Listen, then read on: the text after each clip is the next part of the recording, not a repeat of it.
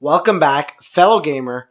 I want to talk to you today about the newest Nissa card that's going to be released in Amonkhet.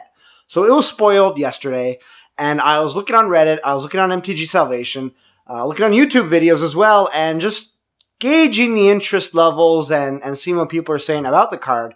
And to my surprise, people don't like the card. Now, maybe it's just a vocal minority, and it's not representative of the Magic population at large that has already seen this card.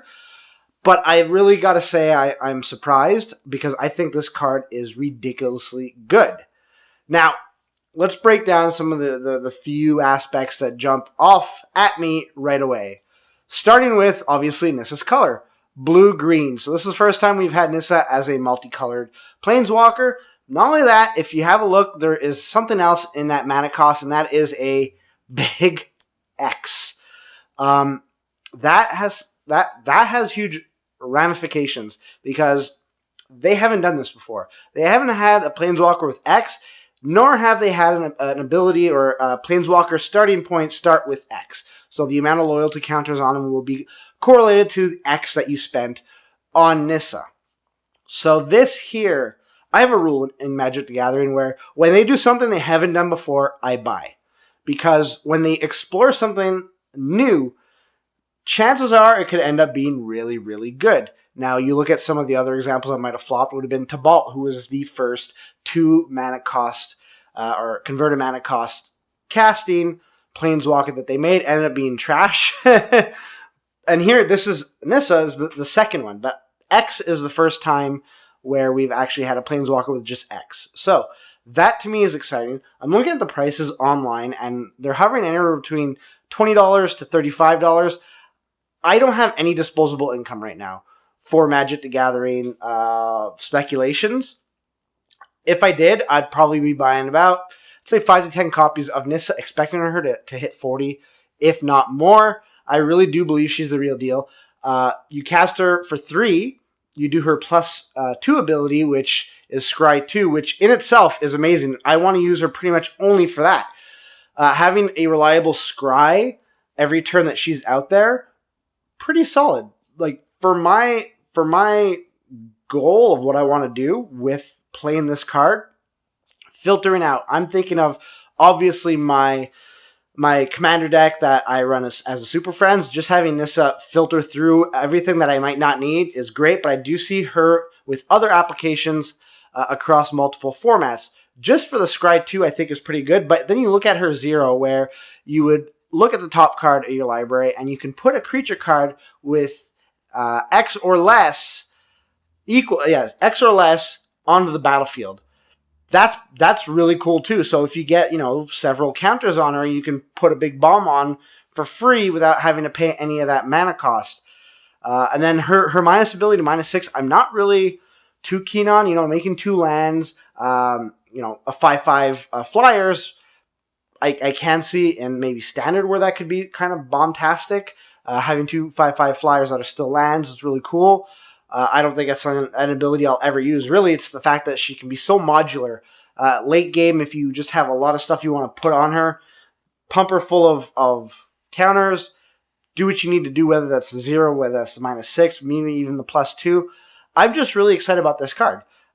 I just, the possibilities. Now, usually Planeswalkers should go through some sort of check as, can she protect herself? Does she give you card advantage? Those are the really big things. Does she have does her ultimate have an impact for you to win the game?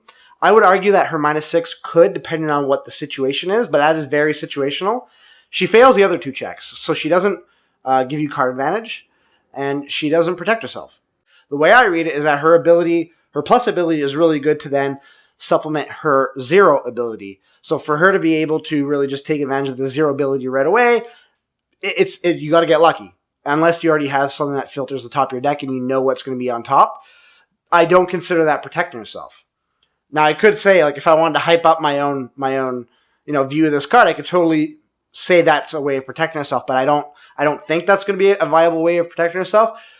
But I do think that just because she's so modular, and none of that, I haven't even touched on, maybe you just want to get a planeswalker into the graveyard. That's one way of doing it. There are a few reasons why you might want the planeswalker to go right into the graveyard. Maybe you've got a Tarmogoyf if you want to boost up an extra toughness and power.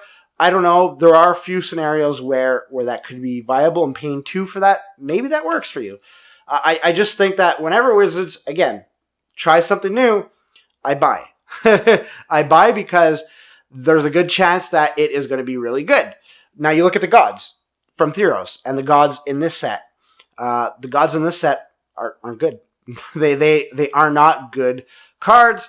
I could be eating my own socks or words or whatever in the next few weeks if these gods actually perform well. But I take that as an example. We look at how well the Theros gods were played out. Legendary enchantment creatures that were indestructible, that gave some sort of ability that affect the board. We have a Perforos that's made a big splash. Thesa, a limited time in standard, was absolutely bonkers. We look at the other gods; they all have applicability, like Erebos. These gods here, now they've learned from the gods the first time. Now they're like, okay, now they're reining things in. So that's where my train of thought always comes to, and saying, when Wizards does something new, you buy. And I would buy at this point. I actually think that people are not evaluating her correctly, and that's not really a surprise because you have a lot of people all the time. Like if you look in past spoiler threads, Dark Confidant, Jace, the Mind Sculptor, a whole bunch of cards where they're completely bonkers and they're filled with like the initial threads of people saying this card is trash, not going to see play anywhere. Really, I think that this is going to be a good card. Let me know what you think in the comments below. I would love to hear it. In the meantime, you can check out some of my other videos right over here. And if you'd like to subscribe, you can do that right there. It not only lets you know when we upload new content, but it helps the channel out and it's greatly appreciated. I'd like to thank you for making me a part of your day. And until next time, good gaming.